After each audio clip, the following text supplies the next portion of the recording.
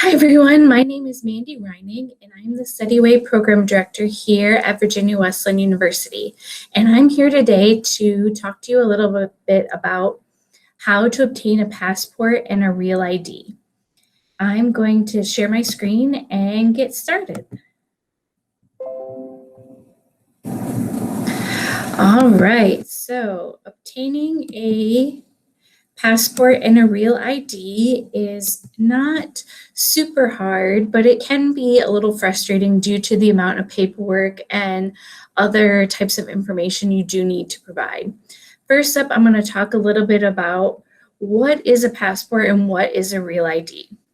A passport is a travel document issued by a country's government to its citizens, authorizing travel to foreign countries and authenticating the bearer's identity, citizenship, right to protection while abroad, and right to re-enter his or her native country. That part's really important, the right to re-enter.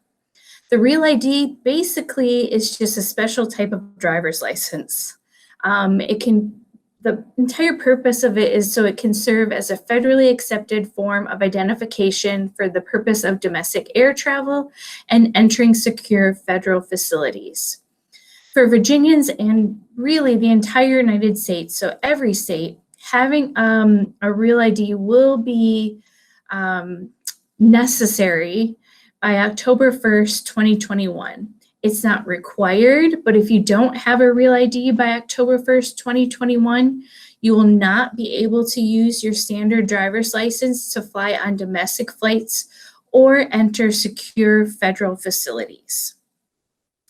So first, I'm going to talk to you a little bit about how to get a passport. And I'm just going to show you the exact passport website so you know exactly where to go and how the steps and things that you need to do. And I'm going to put all of these links in the description on the YouTube video later because I know you won't be able to click them in the video here itself.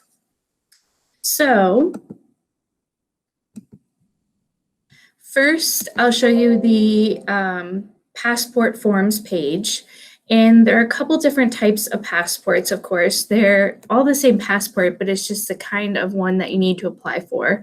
There's one for if you're applying as a first-time passport holder, and another for renewal.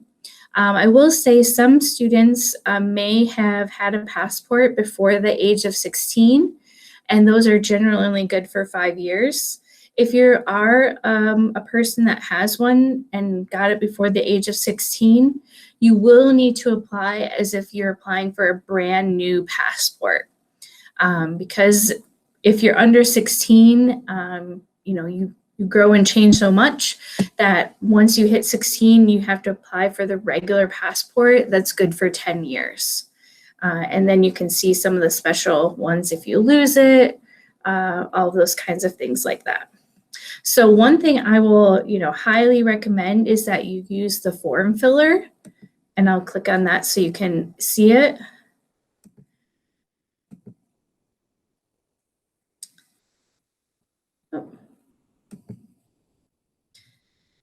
And basically this lets you fill out the entire passport application online so that it's all typed in for you, and then you can just print it out.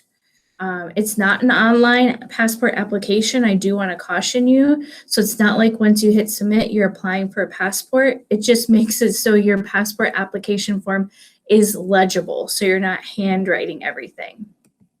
So if you are applying, like most of you probably will, are first-time passport holders, which is you. If you're under 16, your passport was issued before you were the age of 16, this is going to be you.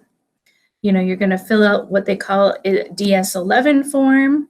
And again, I highly recommend that form filler.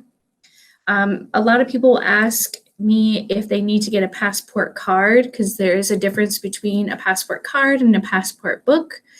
My suggestion is, unless you plan on living on the border of Mexico and the US or Canada and the US, you do not need a passport card. The book is the only thing that you will need. So proof of evidence is probably the hardest thing because they do require your birth certificate, and it needs to be the certified copy, and it can't be a copy. So it can't be a copy from like a machine. It has to be the one with the seal on it. So a lot of times for students, their parents have that, and or their parents have lost it because you don't really use it very often. So if you don't have your birth certificate, you do need to request it from the city that you were born in, and that can take some time because, again, you need the certified original physical copy. And I'll also caution you that when you do go to apply, they will take this from you. They won't take your driver's license, which is another form of ID that you'll need to show, but they will take this, but they do send it back to you. If you were born in another country but are a U.S. citizen, you can show that evidence. But again, you need listed here. For most of us, it's a birth certificate. And, that typically a lot of us don't have that. And then you'd also need to bring a copy of that as well. Your ID, driver's license of some sort, government ID, military dependent ID, permanent resident card, and a copy of it. And then the photos, they're passport photos. You can get those from any pharmacy, CVS, Walgreens, Walmart even does them. And if you just tell them you need passport photos, they know what those are and will do them for you, usually pretty quick. Here's the list of fees. Typically, it's $110 plus a $35 application or acceptance fee. As you can see, there's a separate fee for the passport card. And pretty much, as I mentioned, unless you live on the border of the U.S. and Canada or U.S. and Mexico, you typically do not need that card. And then you'll submit the application, and then you can track it. So typically, I also get asked, where can I go? A lot of times it's post offices that accept the application. And for a first time or the initial application, you do have to go in person. Here are the closest places you can go from campus. All of them, you do need to make appointments, and you take all of those documents with you.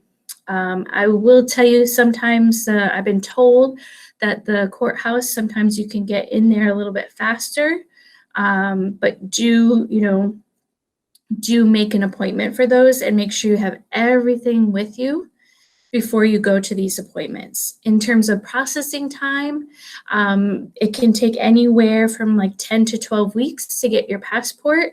So even getting it expedited, it doesn't take a lot less time. It's still about 4 to 6 weeks right now, especially with the pandemic going on. So these are definitely not rush things that you can wait till the last minute to get. All right, in terms of a real ID, here for Virginians, I'm going to show you what you have to do to get it. As I said before, real ID compliant driver's license will be required in all 50 states by October 1st. Again, you're not required to have them, but if you don't have them, you won't be able to use your driver's license to fly on domestic flights or get into federal secure facilities. So what is the difference between a real ID and a regular ID? As you can see, the only difference is you have a star in the upper right-hand corner of your driver's license. That's literally the only difference between a regular license and a real ID. Of course, in the background, there's some other things going on that you can't see, but on the physical license, the only difference is the star, and then the standard one will now say federal limits apply. So by physical appearance, there's not much difference. All right, so in terms of what you need to do to get a real ID, let's take a look here. So,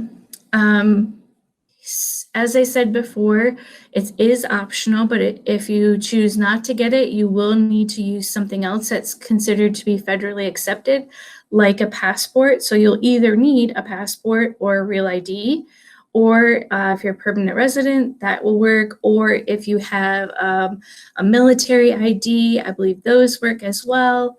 Like a Department of Defense ID, those work.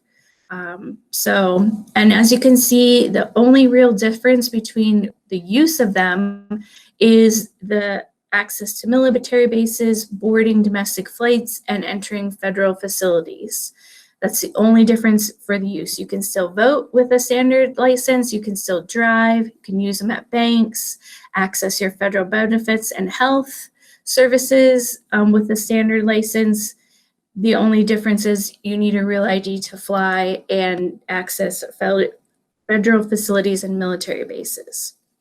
Okay, so what do you need to get a real ID? This is probably the most frustrating part of this entire thing. You need to either have an unexpired passport or, again, this birth certificate. So if you have difficulties in finding your birth certificate, I would start on this now. Also, I will mention this later, but again, this is one of those things where you do have to go apply in person. You need your Social Security card or your W-2 form that displays the number. Again, you can't just have your number unless they can verify it. They have a way of being able to verify it. You either need your card, which you can order, or your W-2 tax form that shows your number on it. Okay, so this next category here, where it says bring two from this category, is probably will be challenging for students, but don't worry, I have some solutions for you, because you need to basically establish residency. So if you live here in Virginia, one way to do that is you need two forms to do this. So valid driver's license, okay, you have that. Then the other thing you would need is either a utility bill, a mortgage statement, your lease agreement for your apartment or whatever you rent, or some other form showing your residency. One thing that was, in talking to some people about is if you're a student, you most likely, and you live in the dorms, you most likely don't have a utility bill. You certainly don't have a mortgage payment, and you probably don't have a lease agreement. So what do you do to show you have residency? Well, I did some looking, and I found some alternative options. So examples of proof of residency for students. If you are a voter, you should have received a voter registration card in the mail. You can also use an official student school transcript showing your address, a monthly bank or credit card statement not more than 2 months old, and you can print those offline, a canceled check not more than 2 months old. Voided checks are not accepted, but a canceled check is something where you actually wrote a check out to a business, and you should be able to see a visual a copy of it on your bank account, and you can use that. A payroll check student that was issued to the student by the employer, not more than 2 months old. Your current automobile insurance, not the policy card, but the actual bill, as long as it's in the student's name. Medical or dental bill issued within the last 2 months. Your tuition bill, or a W-2 or 1099 tax form. So if you do any sort of work that you're paid for, you should get a W-2 or 1099 tax form. However, P.O. Box addresses are not accepted. So if you have on any of those things a P.O. Box address, they will not work. They actually have to be physical addresses. And cell phone bills do not count as utility bills. So if you have a cell phone bill that's in your name, that does not count as a utility bill, unfortunately. So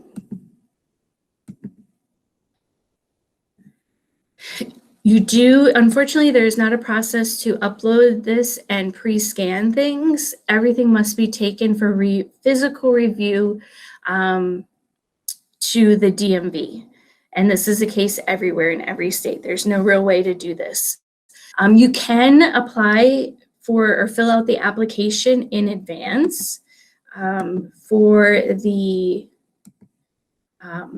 For the Real ID, all you have to do is click the link and you'll start filling out your information with your driver's license. So make sure you have that handy.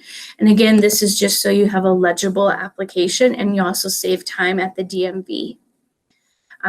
It's not an expensive thing to get. If you're going just to get the Real ID and you already have a license that doesn't expire for a while, it's only a $10 fee, plus the cost of replacement, which is $20. So $30 total. So it's really not that bad. If you have to, renew it anyway, it's 32 plus the 10. So again, not very expensive. You'll have to make an appointment on the DMV website. Again, it can be a little bit difficult to make appointments. They do have 90 days that they put out at a time, and they fill up quickly. The pandemic is making it so they don't take as many appointments because of social distancing. So if you do want to get these, I would recommend you look and get your appointments early. And then the renewal process after will just go like your regular renewal for IDs.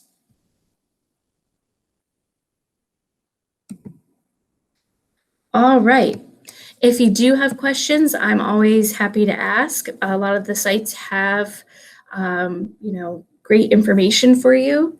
And as always, we are here if you have questions or if you have issues with any of these things. We can't apply for you, of course, but we can always check to see if you have the right materials, or you can ask us about materials, and we're always here to help.